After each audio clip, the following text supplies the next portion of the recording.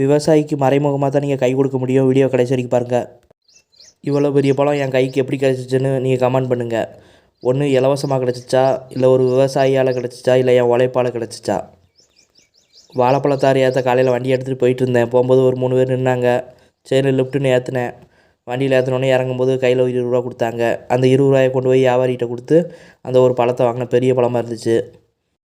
என் வண்டியில் ஏறினவங்க அந்த 20 ரூபா கொடுக்காம இருந்தாங்கன்னா நான் அந்த பழத்தை வாங்கியிருக்க மாட்டேன். என்கிட்ட காசு இருந்திருக்காது. இந்த பழத்தை பார்த்தோன்னே எனக்கு வாங்கணும்னு தோணுச்சு. ஏன்னா பெரிய பழமாக இருந்துச்சு. இந்த உலகத்தில் பையில் காசு இல்லாமல் நம்ம ஆசைப்பட்டால் அது தகுதி இல்லை.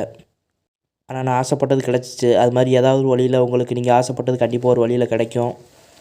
விவசாயம் பண்ணுறவங்க எல்லாருமே வியாபாரியை சார்ந்து வாழ்வாங்களான்னு தெரியாது.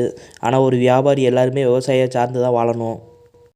இந்த உலகத்தில் எல்லாருமே ஒருத்தங்க சார்ந்து தான் இருப்பாங்க. ஒரு விவசாயிக்கு ஒரு வியாபாரி கையை கொடுத்து தூக்கி விடணும் அவரை. அது மாதிரி வியாபாரியை மக்கள் தான் தூக்கி விடணும். கண்டிப்பாக பழங்கள் வாங்கி சாப்பிடுங்க. இதுதான் எங்கள் வீட்டு மாடு. நல்லா அதிக பால் கொடுக்கும். ஒரு ஆட்டை பீச்சினாலே 6 லிட்ரு 7 லிட்ரு வரும்.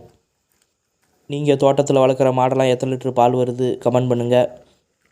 கிராம வாழ்க்கை பிடிச்சவங்க மறக்காம வீட்டு சேனலை சப்ஸ்கிரைப் பண்ணிடுங்க.